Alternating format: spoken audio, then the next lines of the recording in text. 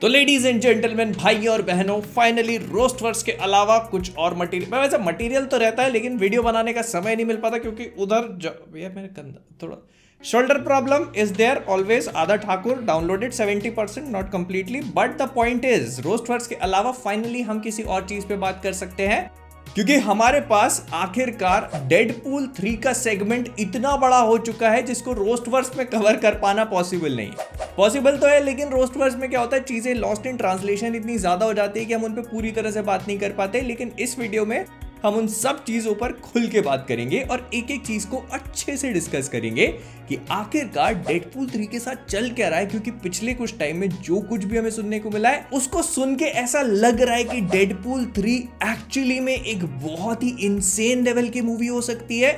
और कुछ लोगों ने तो लिटरली इसको ऐसा बोला है कि सीक्रेट वॉर से पहले उस तरह की मूवी होगी जो इन्फिनिटी वॉर थी एवेंजर्स एंड गेम के लिए। आई डोंट अंडरस्टैंड हाउ, लेकिन एक एक चीज पे बात करना शुरू करेंगे। तो सबसे पहले हम लोग कास्टिंग से शुरू करते हैं। जो इतने समय से रूमर्स घूम रही हैं, एक एक करके उन पे बात कर लेते हैं। और मैं पहले ही बता दे रहा हूं, ये सारी की सारी रूमर्स बहुत ज्यादा वाइल्ड होने वाली हैं। बहुत ज्यादा से मेरा मतलब है कि बहुत ज्यादा वाइल्ड। शक्तिमान लिटरली उड़ करके आ सकता है। तो थोड़ा सा मल्टीवर्स ऑफ मैडनेस लेवल पे चले जाने के लिए तैयार रहना, क्योंकि वहां पे भी बहुत सारे कांड हुए थे। तो यहाँ पे भी होने की पॉसिबिलिटीज है। जब हम इतने सारी चीजों को कास्ट करने के लेवल पे चले जाते हैं तो उसमें से बहुत सारी पॉसिबिलिटीज हो जाती है कि गलत होंगी। लेकिन फिर भी एक एक करके सब पे बात करना शुरू करते हैं। तो सबसे पहले जिन चीज का हमको कंफर्मेशन है उन पे बात कर लेते हैं, वो है एक्समैन। तो इस मूवी में हमको ये बात पता चल चुकी है कि एक्समैन तो अपनी एंट्री मारने ही वाले हैं बिकॉज ह्यू जैकमैन का वोल्वरिन रिटर्न कर रहा है। लेकिन सिर्फ वही नहीं है जो वापस आने वाले हैं, जो ओजी एक्समैन है वो भी वापस आएंगे in the form of professor Xavier. उन्होंने भी इस बात का सॉर्ट ऑफ कंफर्मेशन सा दे दिया था। लेकिन उन्होंने ये भी कहा था कि वो अकेले वापस नहीं आएंगे, वो अपने दोस्त इयान मैककेलन के मैग्नीटो को भी वापस लाना चाहते हैं। ये बंदा एक ही बार एक ही कुर्सी बैठे बैठे इतनी बार मर चुका है but still he wants to die again. तो हम कौन होते हैं रोकने वाले? तो फिर से आएंगे वापस। लेकिन यहीं पे एक पॉसिबिलिटी जिसको डिनाई कर दिया गया है वो है जो यंग एक्समैन थे उनके वापस आने की। मतलब जेम्स मैकएवॉय वाली जो एक्समैन की टीम थी, एक्समैन फर्स्ट क्लास में हमने देखी थी, वो शायद वापस नहीं आएंगे because this movie is going to be focused on जो पुराने एक्समैन थे, एक्समैन 1, 2, 3 वाले, उनको डेडिकेटेड होगी है। तो वो हमें देखने को मिलेंगे रादर देन जो नए एक्समैन थे उनके बजाय। मतलब पुराने एक्समैनों को मारा जाएगा, नए वालों को नहीं, because Deadpool kill the Fox universe. मान के चलना होगा इधर ना। जो पहली मूवी के कैरेक्टर्स थे उसमें से भी बहुत सारे लोग रिटर्न कर रहे हैं, जैसे कि वेनेसा जो कि मर गई थी। एंड इनफैक्ट मुझे लगता है कि उसी की वजह से पूरा लफड़ा होने वाला है। मतलब जो टीवी है हमारे डेडपूल के पीछे लगेगी वो इसी वजह से लगेगी बिकॉज वो डेडपूल 2 के पोस्ट क्रेडिट सीन में जाकर उसको बचा लेता है। तो इस वजह से प्रोबेबली उसने जो सीक्रेट टाइमलाइन थी उसको अल्टर किया, तो टीवी उसके पीछे लग गई। That is why he is in trouble. तो वेनेसा वापस आ रही है। फिर इसके बाद दीपिंदर कंफर्म्ड है। इसके बाद वो ब्लाइंड डायल जो थी वो भी कंफर्म्ड है। फिर नेगासोनिक, टीनेज वॉरहेड, फिर यूकियो, ये सब लोग वापस आने वाले हैं। बट इनके रोल्स कितने होंगे उस चीज को लेकर कंफर्मेशन नहीं है। And in case you guys are wondering, तो केबल को लेकर अभी कोई कंफर्मेशन नहीं है। इनफैक्ट ऐसा बोला जा रहा है कि केबल इस मूवी में वापस नहीं आएंगे। मतलब उनका ऐसा 60-40 नहीं, इनफैक्ट 30-70 चांस है कि वो रिटर्न नहीं करेंगे। इसके बाद आते हैं मजेदार मसालेदार खबरों के ऊपर। और इस कि यहाँ से मैं बता देता हूँ कि थोड़ा सा वाइल्ड टेरिटरी में हम लोग जाने वाले हैं। तो सबसे पहले बेन एफ्लेक के डेयरडेविल को लेकर कंफर्मेशन आ चुका था कि भाई ये बंदा तो अपीयर होगा ही होगा। लेकिन अब बोलने लगे कि नहीं, अपीयर नहीं होगा बिकॉज वो अपने सेट पे थे अपने बच्चों को देखने के लिए। बिकॉज जेनिफर गार्नर की इलेक्ट्रा जो है उनको कंफर्म कर दिया कि मतलब वो तो अपीयर हो ही रही है, तो अपने बच्चों को सेट पे लेके आई थी। तो इसलिए बेन एफ्लेक सेट पे थे, तो लोगों ने सेट पे देख के समझ लिया कि बेन एफ्लेक का डेयरडेविल भी रिटर्न कर रहा है, जो कि प्रोबेबली शायद नहीं कर रहा होगा, बट हु नोस, कर भी सकता है। लेकिन जो बंदा रिटर्न कर रहा है वो है चैनिंग टैटूम का गैम्बिट। अगर आप लोग नहीं जानते तो ये काफी बड़ी फैन कास्टिंग है और इसको लेकर बहुत सारे लोग एक्साइटेड थे। एक्चुअली में चैनिंग टैटूम जो थे उनको लेकर एक गैम्बिट की सोलो मूवी बनाई जा रही थी, गैम्बिट ओरिजिन्स करके। जैसे एक्समैन ओरिजिन्स वोल्वरिन थी वैसे ही चैनिंग टैटूम जो थे उनके ऊपर गैम्बिट की मूवी बनाई जा रही थी। लेकिन फिर वो डेवलपमेंटल हेल में चली गई और कभी बन नहीं पाई। लेकिन इस रूमर को अब पंखा मिलना शुरू हो चुका है क्योंकि IMDb पे चैनिंग टैटूम के लिए एक स्टंट डबल को कास्ट करने के लिए उन्होंने लिस्टिंग डाल दी है। मतलब जहां तक है तो चैनिंग टैटूम इस मूवी में अपीयर होंगे एज गैम्बिट। फिर इसके बाद एमा कॉरिन को इस मूवी में एज ए विलन कास्ट किया गया है, और मैंने अ विलन बोला, मतलब इस मूवी में एक से ज्यादा विलन होंगे जहां तक मुझे लगता है। तो ये विलन की जो साइड किक होती है ना, सिर्फ छोटे मोटे पाशुंदे left hand right hand man type की, तो वो होंगी। एंड मेन विलन कौन है इसके बारे में हमें अभी भी नहीं पता है, ऐसा बोला जा रहा है, ऐसे रूमर्स है, ऐसे उड़ते तोते ने बोला है कि जो मेन विलन है उसको हम लोग ऑलरेडी एमसीयू में देख चुके हैं। मतलब समझ रहे हो? नहीं समझ रहे, मैं समझा देता हूं। मूवी मल्टीवर्स के ऊपर बेस्ड है, मल्टीवर्सल एडवेंचर होने वाला है, तो बहुत हाई चांसेस हैं कि इसका मेन विलन जो है वो मल्टीवर्सल लेवल का विलन होगा। मतलब उसको हम लोग एमसीयू में अभी तक किसी ना किसी फॉर्म में देख चुके होंगे, तो प्रोबेबली उसी का कोई वेरिएंट इस मूवी का मेन विलन होगा, which actually makes things pretty interesting. क्योंकि अगर हम कोई कैरेक्टर ऑलरेडी एमसीयू में देख चुके हैं और फिर उसी का वेरिएंट इस मूवी का मेन विलन बन जाता है, तो इसका मतलब यह है कि हमें उस पर एक डिफरेंट टेक देखने को मिलेगा, जो पर्सनली मुझे थोड़ा एक्साइटेड कर देता है। और जैसे मैंने पहले भी कहा था कि जो पुराने एक्समैन है वो वापस आ रहे हैं, तो पैट्रिक स्टीवर्ट हो गए, हैली बेरी ने अभी अपने बाल सफेद किए थे, तो वो भी कंफर्म्ड ही है। नहीं तो क्यों कोई बाल अपने सफेद करेगा जबरदस्ती में। लेकिन इसके अलावा डैफ्नी कीन, अगर आप नहीं जानते या भूल चुके हो तो मैं याद दिला देता हूं, इनको हमने आखिरी बार X-23 के फॉर्म में देखा था, लोगन पिक्चर में। वो छोटी बच्ची जो थी वो अब बड़ी हो चुकी है, तो उनको एक बार फिर से अप्रोच किया गया है इस मूवी में अपीयर होने के लिए एज X-23।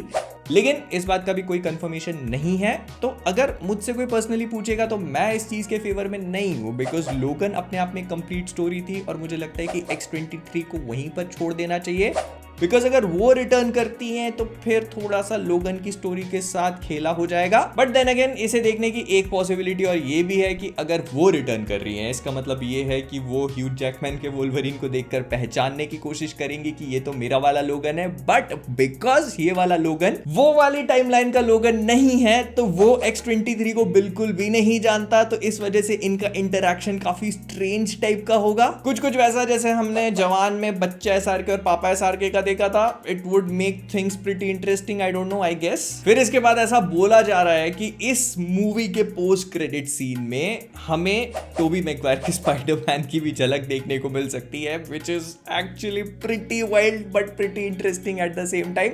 मुझे पता है आप लोग सोच रहे हो भाई इतने कैमियो मत बोल, बिकॉज ये जो तू बोल रहा है ये सारे के सारे सच नहीं हो सकते, एंड आई नो कि सही नहीं हो सकते। इसमें से हो सकता है कि 2-4 ही सही हो या एक भी सही ना हो, बट हम सुपर हीरो फैंस हैं, होपफुल रहना हमारा काम है। लेकिन मैं सारे कैमियोस क्यों बता रहा हूँ, इसके पीछे एक रीजन है और उसके बारे में हम लोग आगे बात करेंगे। फिर इसके बाद एक रूमर और निकल के आई है कि इस मूवी में हमें बेसिकली ह्यूज जैकमैन के वोल्वरिन के भी अलग अलग वेरिएंट्स देखने को मिलेंगे। ये चीज तो कंफर्म है ही है, लेकिन इसके भी ऊपर से ये सुनने में आ रहा है कि ये वेरिएंट सिर्फ ह्यूज जैकमैन प्ले नहीं करने वाले हैं, और भी डिफरेंट एक्टर्स प्ले करेंगे, जिसमें से हो सकता है कि एक डैनियल रेडक्लिफ हो, क्योंकि उनको डेडपूल 3 में एक सीक्रेट रोल में कास्ट कर लिया गया है अपेरेंटली। और अगर सीक्रेट रोल में कास्ट किया गया है तो मतलब फिर कोई भी हो सकता है। और Daniel Radcliffe is also a huge fan cast for Wolverine. उनके लिटरली इंटरव्यूज हैं इस चीज पे कोट करते हुए कि वो वोल्वरिन बनना चाहते हैं और फैंस उनको वोल्वरिन बनते हुए देखना चाहते हैं। And same thing goes for Taron Egerton as well. तो हो सकता है कि उनको भी कास्ट कर लिया जाए। और इसके पीछे का रीजन ये दिया जा रहा है कि डेडपूल 3 में डेडपूल जो है वो लोगन का एक प्रॉपर वेरिएंट ढूंढने की कोशिश कर रहा है जो एमसीयू में एग्जिस्ट करेगा, तो इसीलिए वो इन सारे के सारे वेरिएंट से मिलेगा जाकर। आई don't no, it does not make any sense, लेकिन डेडपूल मूवी के लिए इट एक्चुअली डज। क्या तो सारे कैमियोज और ये सारी रूमर्स बताने के पीछे मेरा एक बहुत इंपॉर्टेंट रीजन था और वो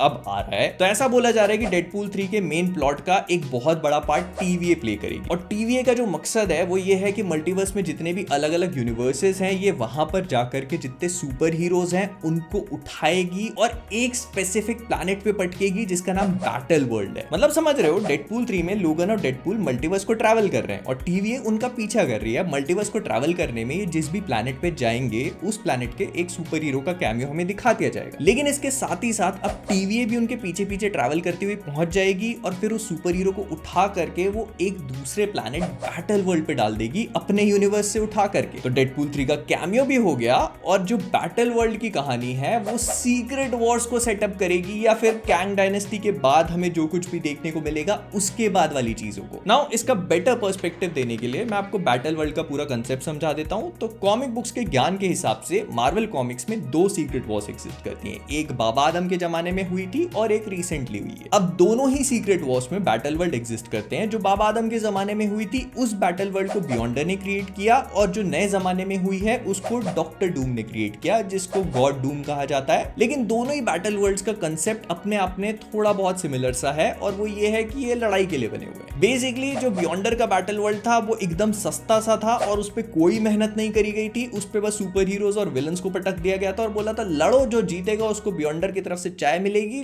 लेकिन जो डॉक्टर डूम का बैटल वर्ल्ड था, इट वाज क्वाइट इंटरेस्टिंग। उसको मल्टीवर्स के अलग अलग यूनिवर्सेस के पार्ट से मिला करके बनाया गया था, और उसमें अलग अलग डिस्ट्रिक्ट थे। हर एक डिस्ट्रिक्ट को रूल करने के लिए एक गवर्नर बनाया गया था, और ये सारे के सारे गवर्नर बहुत ही इंटरेस्टिंग कैरेक्टर्स थे। जरूरी नहीं है कि सब सुपर हीरोज हो। फॉर एग्जांपल एक डिस्ट्रिक्ट मिस्टर सिनिस्टर, जो एक्समैन का एक बहुत बड़ा विलन है, वो चला रहा था। वहीं दूसरी तरफ एक डिस्ट्रिक्ट का बैरन या गवर्नर, जो भी बोलना चाहो, वो थे कैप्टन ब्रिटेन। तो ऐसे कोई भी क्लियर कट डेफिनेशन नहीं थी कि अच्छा इंसान है तो वही डिस्ट्रिक्ट को रूल करेगा। And that kind of made things pretty interesting, क्योंकि एक पूरे डिस्ट्रिक्ट में हल्क भी था जिसको माइस्ट्रो कहा जाता है, और ये पूरा का पूरा बैटल वर्ल्ड जो था, यहाँ की पुलिस थी थॉर। मतलब जितने भी थॉर थे उन सबको मिलाकर एक कोर बना दिया गया था, और वो सब के सब इस पूरे बैटल वर्ल्ड की पुलिस की तरह काम करते थे। और this was pretty interesting stuff. And अगर मार्वल भी वैसा ही कुछ प्लान कर रहा है, मतलब अगर इस बैटल वर्ल्ड को क्रिएट करना है तो आपको इसको पॉपुलेट करना पड़ेगा, और पॉपुलेट करने के लिए आपको सुपर हीरोज चाहिए। एंड ऑब्वियसली आपके एमसीयू में इतने सारे सुपर हीरोज नहीं है, तो आपको मल्टीवर्स से सुपर हीरोज उठाने पड़ेंगे,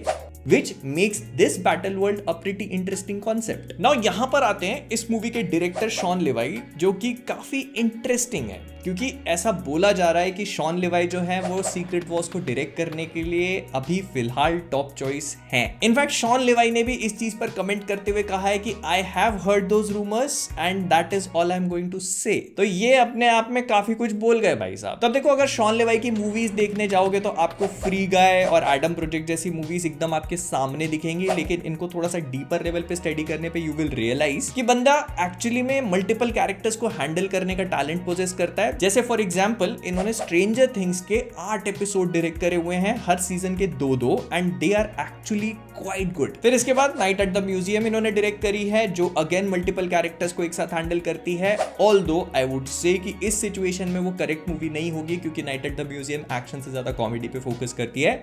and I definitely don't want Secret Wars to be a comedy movie, लेकिन स्ट्रेंजर थिंग्स के 8 एपिसोड कहीं से भी कॉमेडी वाले एलिमेंट को पोजेस नहीं करते। एंड मैं बस ये बताने की कोशिश कर रहा हूं कि ये बंदा मल्टीपल कैरेक्टर्स को हैंडल कर सकता है, और अगर ये सीक्रेट वॉर्स को डायरेक्ट करते हैं तो आई थिंक ये बुरी चॉइस नहीं। प्लस डेडपूल 3 को लेकर इन्होंने काफी सारी डिटेल्स को भी रिवील किया, जिसमें से उन्होंने ये बताया कि डेडपूल जो है वो वेरी मच आर रेटेड है, और ह्यू जैकमैन और रायन रेनॉल्ड्स की जो केमिस्ट्री वो देख रहे हैं वो बिल्कुल वैसी ही है जैसे कॉमिक बुक्स के पेजेस पे हमें देखने को मिलती है, और उससे वो काफी खुश है। एंड इसके साथ ही साथ उन्होंने कैमियोस पे ये भी कहा कि जो रूमर्स कैमियोस को लेकर चल रही हैं उनमें से काफी सारी सही हैं और काफी सारी नहीं भी हैं। तो इसी वजह से जो मैंने पहले आपको कैमियोस की रूमर्स बताई हैं उनको थोड़ा नमक मिर्ची के साथ लेना, तो कुछ सही हो सकती हैं, कुछ नहीं। लेकिन मैं आप सबसे जानना चाहता हूं कि आपका इस पूरी चीज के बारे में क्या ख्याल है। तो जो कुछ भी हो मुझे कमेंट्स में बताना मत भूलना। तो विद दैट बीइंग सेड हम लोग इस पूरे वीडियो को यहीं पर रैप अप करेंगे। मेरे पास काफी सारी चीजें थी डेडपूल 3 को लेकर, तो मैंने सोचा कि आप सब लोगों से वो बांट ली जाए। वो वाली बांट ली नहीं, दूसरी वीडियो पसंद आया लाइक कर देना, शेयर कर देना। जाने से पहले कॉमिक क्वेस्ट से मैं हूं मोहित, और आप सभी लोग सब्सक्राइब करना। और टाइम कितना हो गया, कितना भी हो, मेरे लिए तो इट्स पीस अ टाइम। समझने वाले समझ गए होंगे। मैंने कभी किसी के आगे हाथ नहीं फैलाए। अरे हाँ, ये तो टांगे फैलाता है। तमीज, हद्दर की कमीज, लोहे का पजामा, बंदर तेरा मामा, बिल्ली तेरी मौसी, गांडू मेरा यार, आम का अचार, मुंह में ले ले यार।